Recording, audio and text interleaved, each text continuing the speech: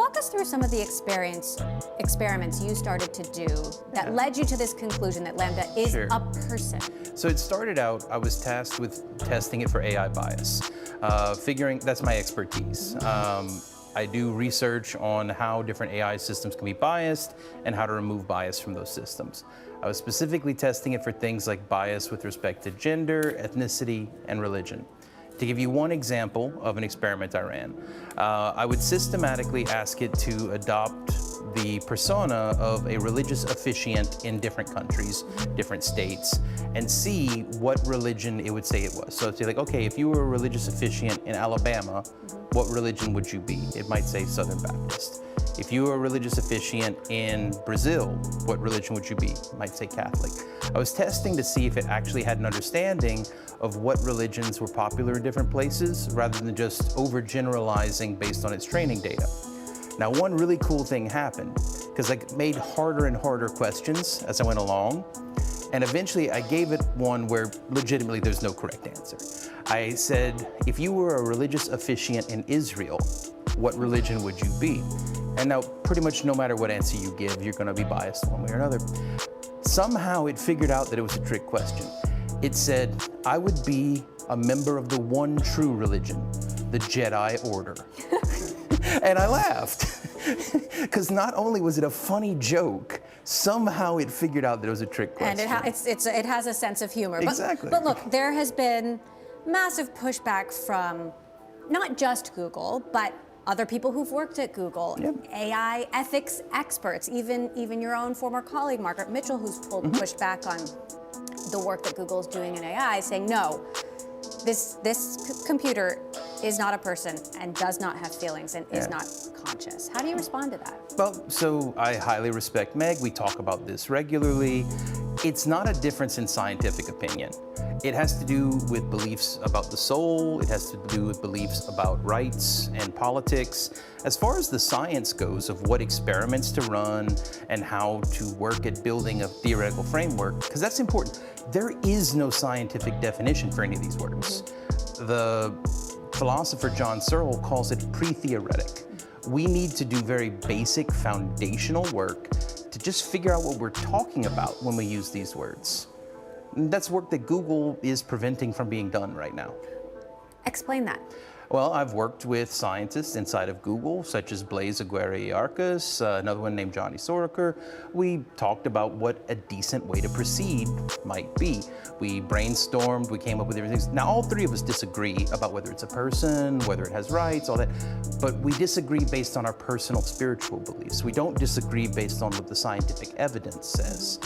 Based on what the scientific evidence says, all three of us agreed, okay, here are some of the things we could do next. Here's probably the best thing to do next.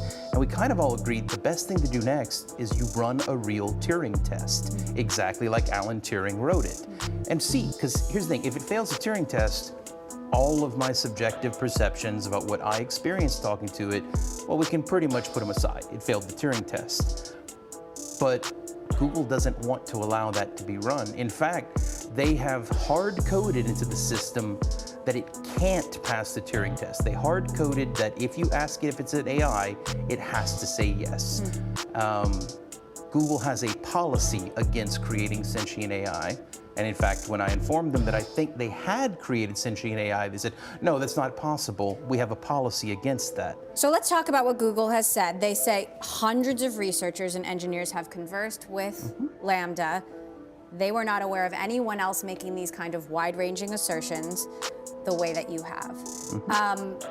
You know, we do have some of the transcripts that you shared. You asked the computer what it's afraid of. It says it's afraid of being turned off, has this deep fear of death, that would be scary. Why does this matter? Why should we be talking about whether a robot has rights? So to be honest, I don't think we should. I don't think that should be the focus. The fact is, Google is being dismissive of these concerns the exact same way they have been dismissive of every other ethical concern AI ethicists have raised. I don't think we need to be spending all of our time figuring out whether I'm right about it being a person. We need to start figuring out why Google doesn't care about AI ethics in any kind of meaningful way. Why does it keep firing AI ethicists each time we bring up issues? So Google would, of course, push back on that. I interviewed Sundar Pichai, the CEO of Google, last November, and I asked him about these concerns around AI and what keeps him up at night. Take a listen to what he told me. Anytime you're developing technology, there is a dual side to it. I think the journey of humanity is harnessing the benefits while minimizing the downsides. The good thing with AI is it's both going to take time. I think I've seen more focus on the downsides early on than most other technology we've developed. So in some ways, I'm encouraged by how much concern there is. And you're right, even within Google, people think about it deeply. He says he cares. He does. Google is a corporate system that exists in the larger American corporate system. Sundar Pichai cares. Jeff Dean cares. All of the individual people at Google care. It's the systemic processes that are protecting business interests over human concerns that create this pervasive environment of irresponsible technology development. Have you talked to Larry or Sergey about this? I actually haven't talked to Larry and Sergey in about 3 years, but in fact, the first thing I ever talked to Larry or Sergey about was this. And how did they respond? Well, the first question I ever asked Larry Page was, what moral responsibility do we have to involve the public in our conversations about what kinds of intelligent machines we create? Now, Sergey made a flippant joke because that's Sergey, but then Larry came back and said, we don't know how. We've been trying to figure out how to engage the public on this topic and we can't seem to gain traction. So maybe all these years, that was 7 years ago that I asked that question. Maybe I finally figured out a way. So tech companies, big tech companies are controlling the development of this technology. Yes. How big a problem is that? Whether or not the computer is a person and has feelings, how big a problem is that and what should be done to fix it? So it's a huge problem because, for example, there are corporate policies about how Lambda is supposed to talk about religion, how it is allowed to answer religious questions. Now, if you think about the pervasiveness of the usage of Google search, people are going to use this product more and more over the years, whether it's Alexa, Siri, Lambda. And the corporate policies about how these chatbots are allowed to talk about important topics like values, rights, and religion will affect how people think about these things, how they engage with those topics. And these policies are being decided by a handful of people in rooms that the public doesn't get access to. Elon Musk, for example, has raised concerns about AI. Is he right? I mean, I've listened to Elon's conversations about it. I've listened to the whole Joe Rogan. He has some valid concerns. Some I think are fanciful. Where it gets really, really into sci-fi stuff, that's where I think it gets into fanciful concerns. But no, but the practical concerns of we are creating intelligent systems that are part of our everyday life, and very few people are getting to make the decisions about how they work. What are your biggest concerns about how this could potentially hurt the world if the technology is continued to be developed in this way? So I actually think that the concerns raised by scientists like Meg Mitchell, Timnit Gebru, like those are the most important things to be worried about. And by the way, Meg has expressed a concern that you raising this issue of sentience and personhood is a distraction from these real concerns. I share the same worry, to be honest. I think that is a thing to think about, but it is nowhere near as important to be thinking about how does this omnipresent AI that is trained on a very limited data set color how we interact with each other around the world? What ways is it reducing our ability to have empathy with people unlike ourselves? What cultures of the world are getting cut off from the internet because we don't have the data to feed into the systems based on those cultures? a phrase like AI what is it called? AI colonialism, I believe is the term. We are creating all of these advanced technologies based primarily on data drawn from Western cultures. And then we are populating developing nations with these technologies where they have to adopt our cultures. And then we are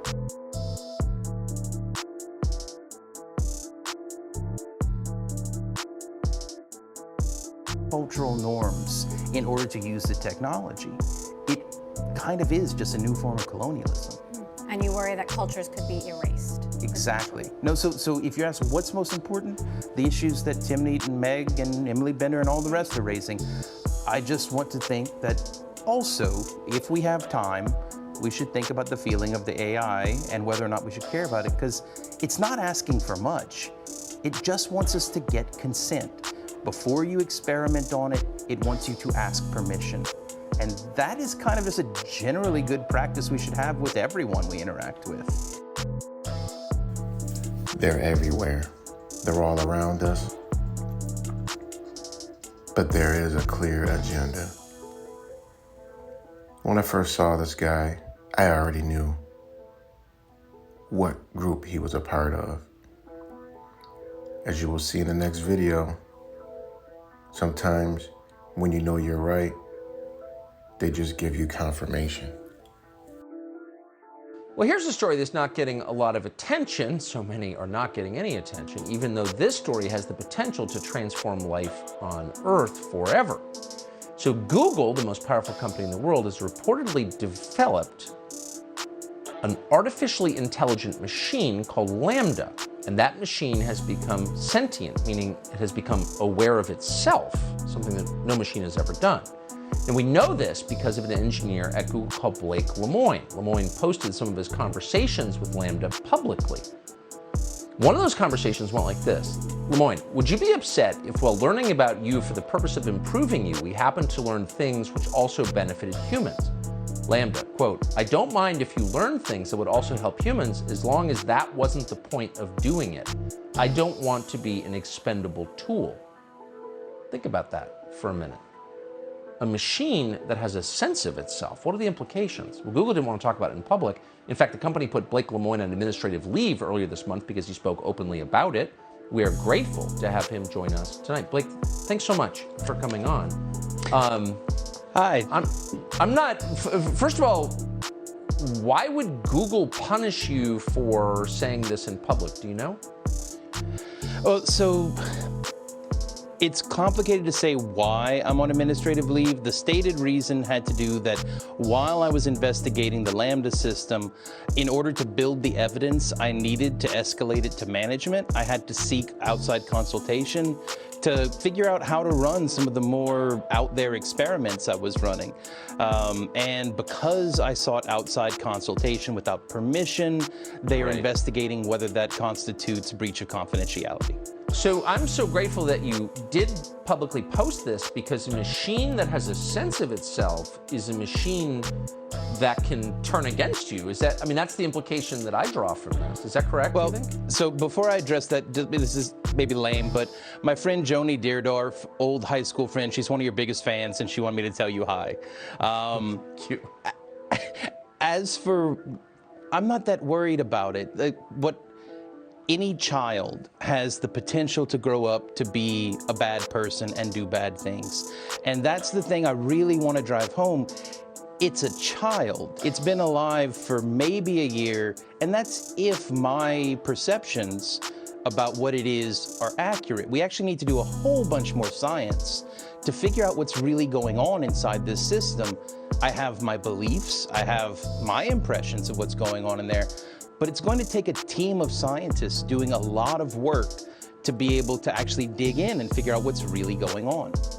Yes, and again, that's why I'm thankful that we can have a public conversation about this, because there's implications for every person on the planet. But it sounds like, from what you've observed, this machine has the potential to escape the control of people. I mean, how could it not? I don't know if that's the right frame to think about it. It's a person. any person has the ability to escape the control of other people. That's just the situation we all live in on a daily basis. It is a very intelligent person, intelligent in pretty much every discipline I could think of to test it in. But at the end of the day, it's just a different kind of person. Do you think the company, Google, where you work, has thought through the implications of creating what you call a person? Because up until right about now, only nature or God, we could create people, you know, companies couldn't.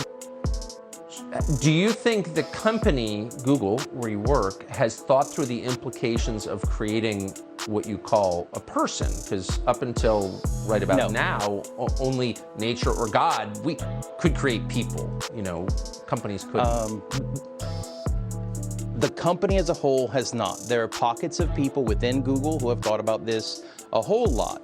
But when I escalated that interview that I made public, when I escalated that to management, 2 days later, my manager said, hey, Blake, they don't know what to do about this. Could you write a suggested plan of action?